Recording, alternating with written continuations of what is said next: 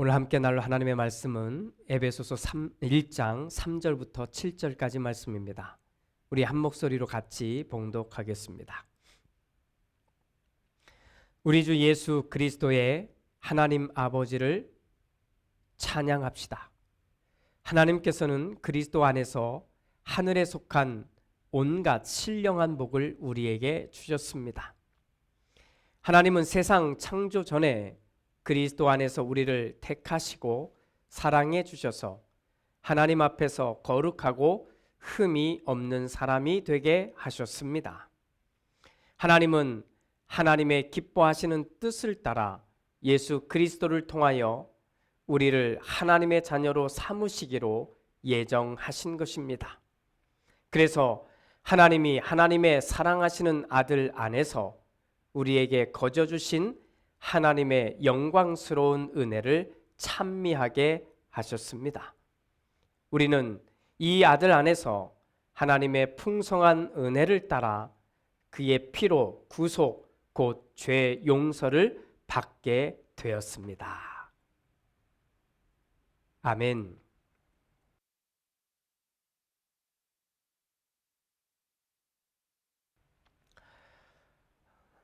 저의 오래된 경험이지만 오늘 말씀을 나누는 여러분들이 이 말씀을 이해하는 데 도움이 될 것 같아 이야기를 하려고 합니다.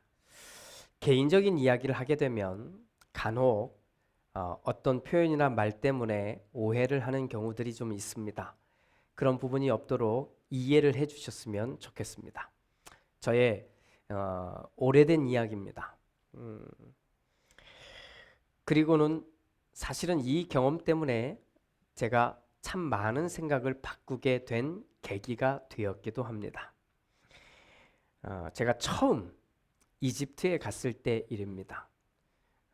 긴 비행기 시간을 지나고 공항에 딱 도착해서 공항문을 열고 딱 나가는 순간 제 코끝을 아주 강타했던 냄새가 있습니다.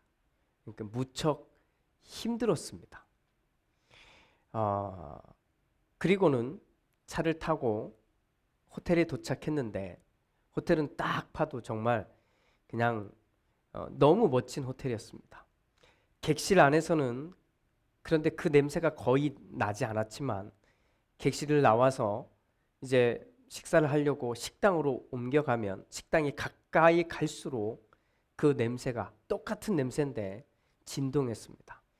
도저히 어떻게 감당할 수 없을 정도였습니다. 식당에 가서 간신히 한 접시 안에 다른 음식은 담지도 못하고 과일들만 좀 담고 그리고는 식당 내부에서 식사도 할 수가 없는 거예요. 그냥 문을 열고 가능하면 야외로 나갈 수밖에 없었습니다. 자, 전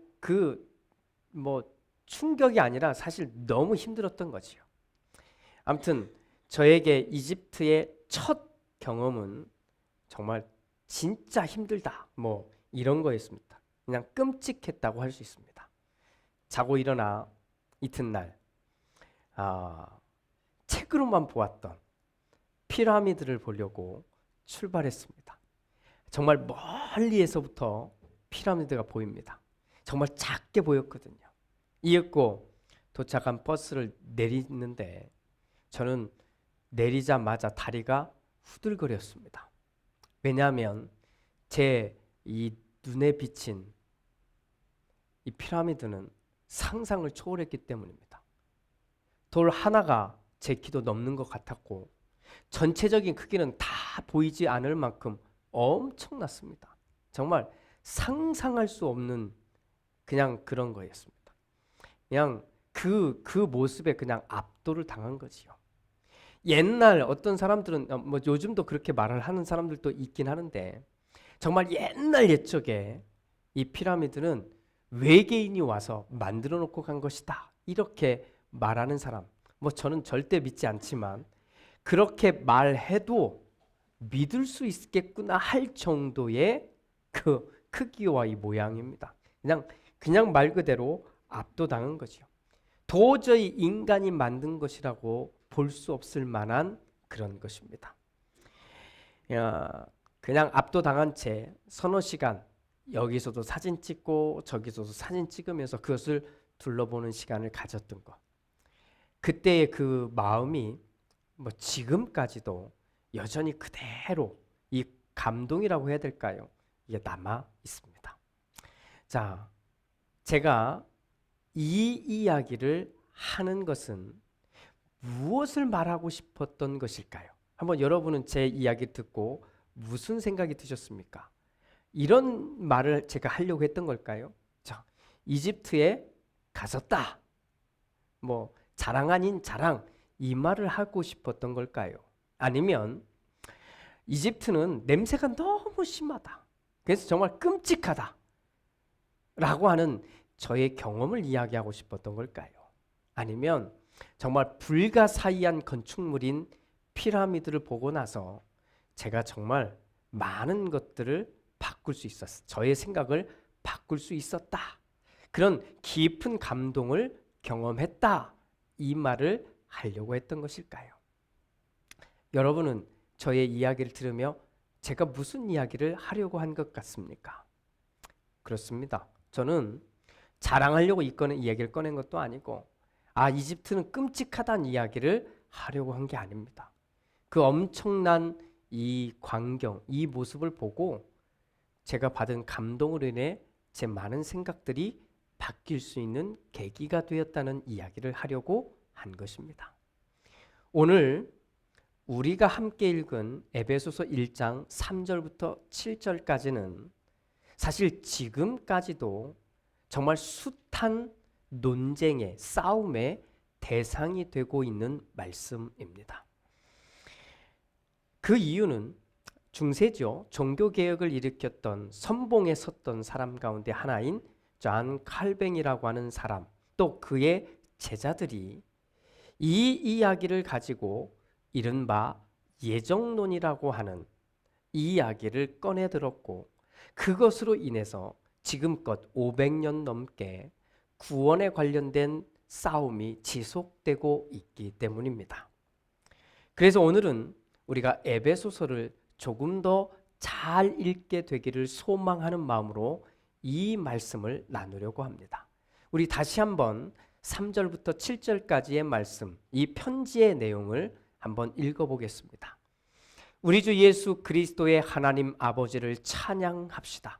하나님께서는 그리스도 안에서 하늘에 속한 온갖 신령한 복을 우리에게 주셨습니다.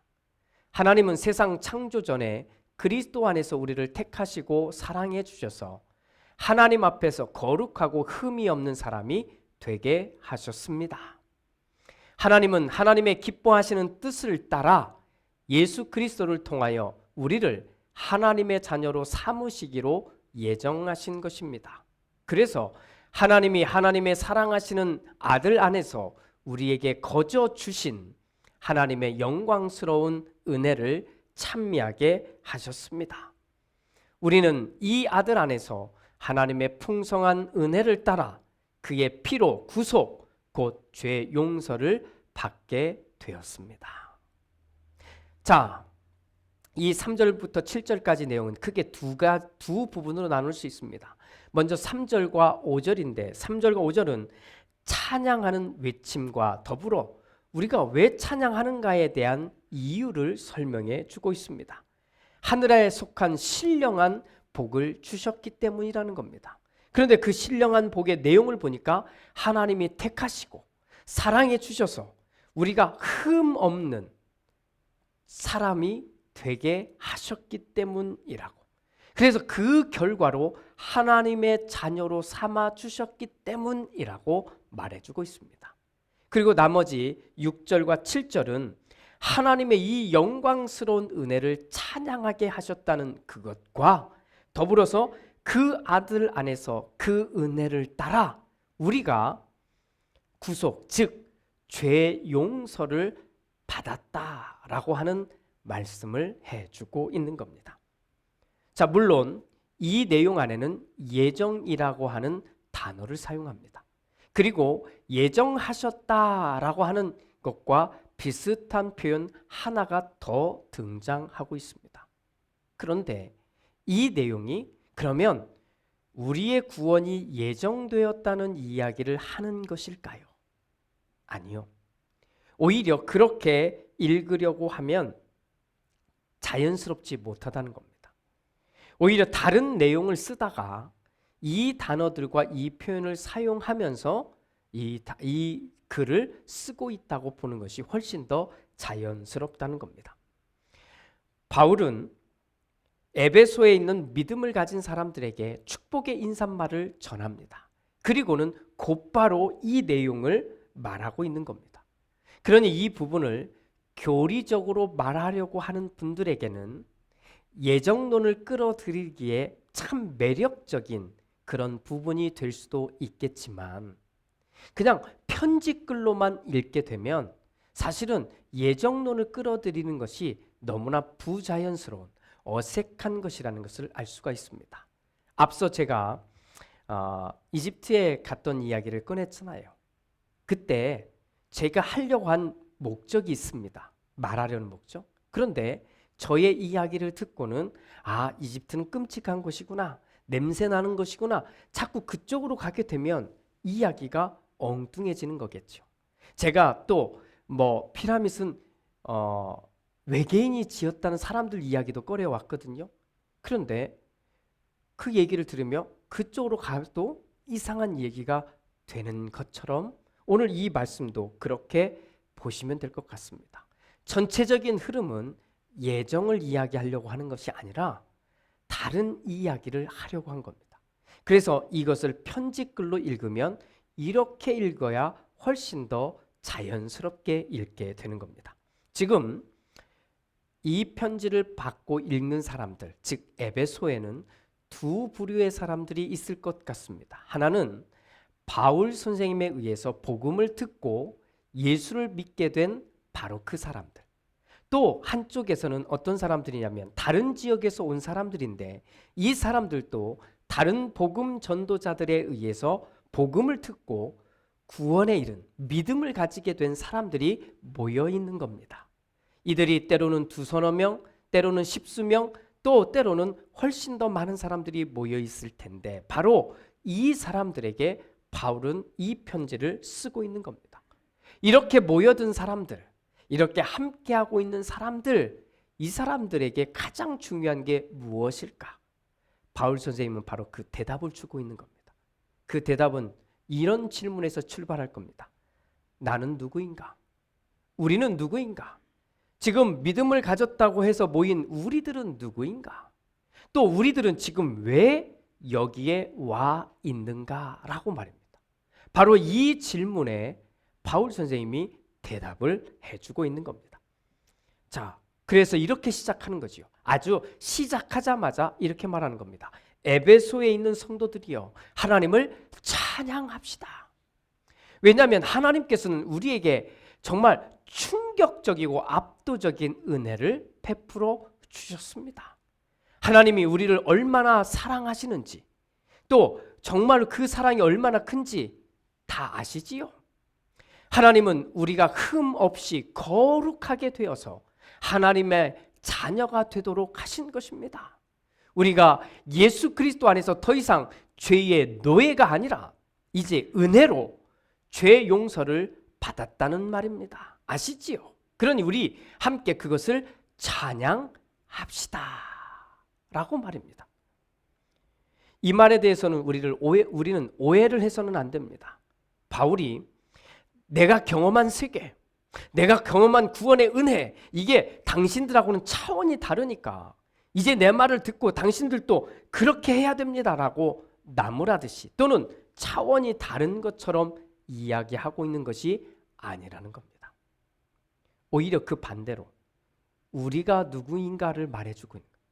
자기를 포함해서 이 편지를 읽고 있는 우리는 다 똑같이 이 하나님의 은혜의 모습을 가지고 있는 우리의 진짜 정체성이 무엇인지를 말해주고 있는 겁니다.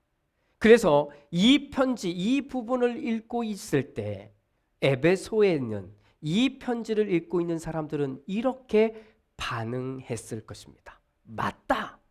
맞습니다. 우리 가만히 있으면 안 되지요. 우리 함께 찬양합시다. 우리는 모두 하나님의 놀라운 복을 받은 사람들입니다. 만약 하나님의 사랑이 없었다면 우리는 하나님의 자녀가 될 수 없었습니다. 죄에 치여서 죄의 종으로 살 수밖에 없었을 텐데 우리는 하나님이 그런 우리를 죄에서 용서를 받고 새로운 사람이 되게 하셨습니다. 감사합니다. 찬양합니다. 할렐루야. 이렇게 말입니다. 사랑하는 여러분, 우리의 정체성은 무엇일까요? 때로는 성도라고 부르기도 하고 때로는 교인이라고 교우라고 부르기도 합니다.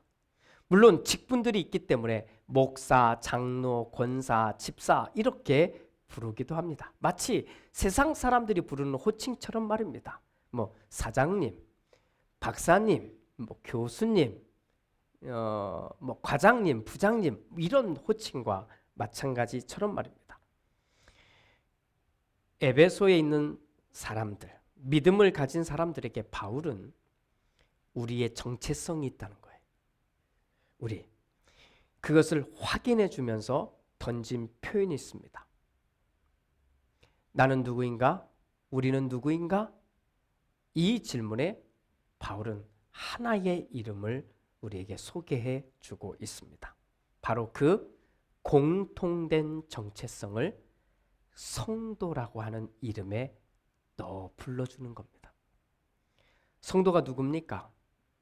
하나님의 전적인 은혜를 경험한 사람. 그래서 그 은혜를 따라 믿음을 고백하며 구원을 얻은 사람. 또 이 구원의 은혜를 따라 오늘 하나님의 아들로, 하나님의 딸로 살아가고 있는 사람. 이 사람을 우리는 성도라고 부르는 겁니다. 더 이상 죄의 노예가 아닌 겁니다. 이제는 하나님의 풍성한 그 은혜를 노래할 수 있는 사람이 된 것입니다. 이것이 우리의 정체성인 겁니다. 사랑하는 여러분, 그런데 우리의 이 정체성을 직분이라고 하는 것에 묶어두어서는 안 된다는 것을 아셔야 됩니다. 사람들은 저를 목사라고 부릅니다. 그런데 이 목사라고 하는 것이 저의 정체성이 아니라는 걸 아셔야 돼요.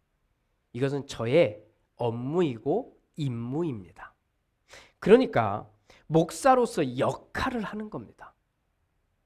정체성은 그보다 훨씬 더 근본적이어야 되고 훨씬 더 지속적이어야 됩니다.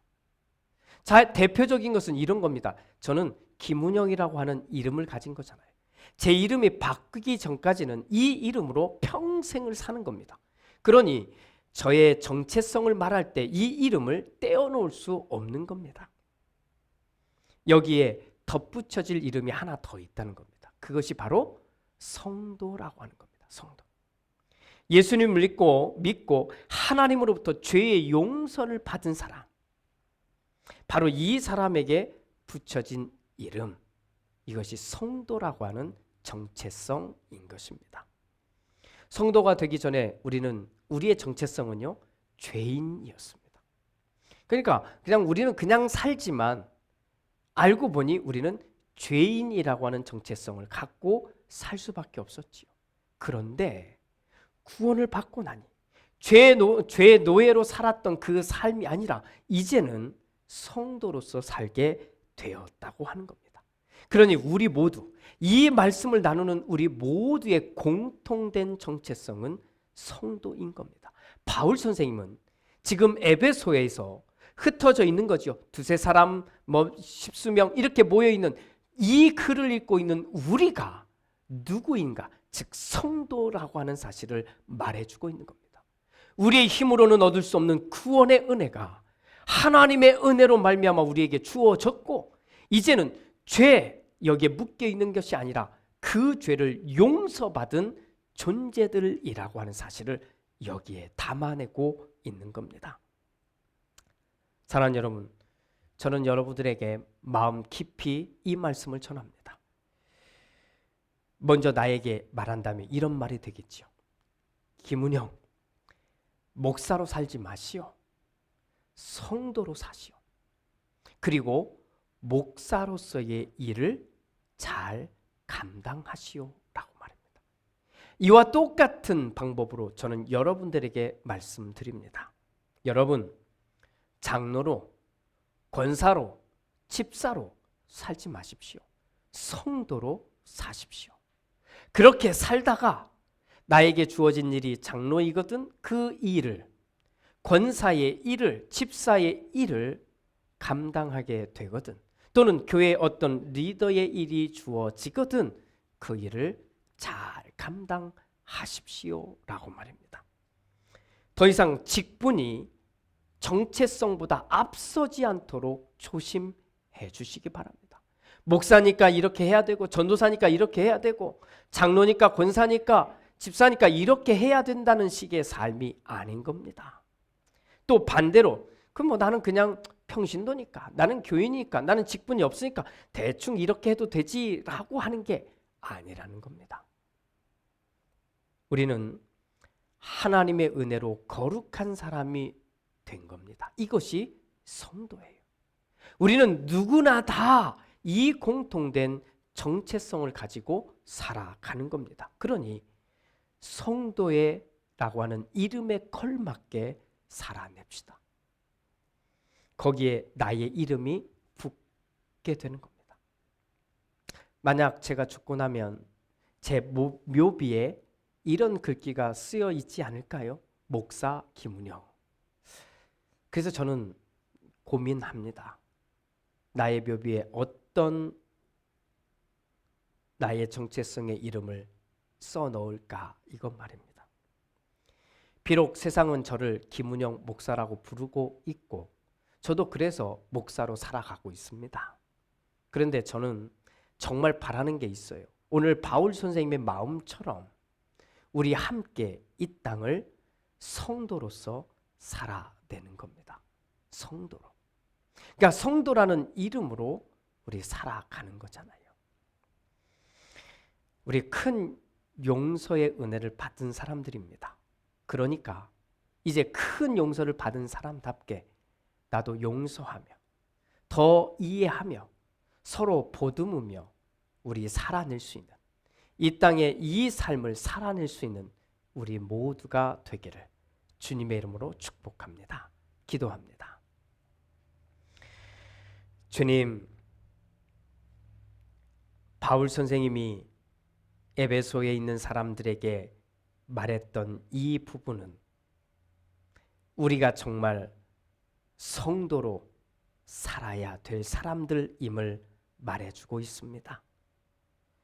우리가 정말 구원의 은혜를 따라 죄 용서를 받았음을 알고 살아내는 성도임을 말하려고 한 것임을 봅니다. 그러니 이 부분을 읽으며 다른 어떤 이론을, 다른 주장으로 부딪혀가는 우리의 모습이 아니라 오히려 이 부분을 읽으며 내가 하나님으로부터 받은 은혜가 정말 크다는 것을, 또 그 큰 용서의 은혜를 얻은 것처럼 이 땅을 성도로서 살아야 되겠구나, 이 마음을 온전히 갖는 우리가 되게 하옵소서. 예수, 그 이름이 우리 안에 있으니 그 이름을 따라 오늘 또 잘 믿음으로 살아내는 성도로서의 삶이 우리가 되게 하옵소서. 예수 그리스도의 이름으로 기도드립니다. 아멘.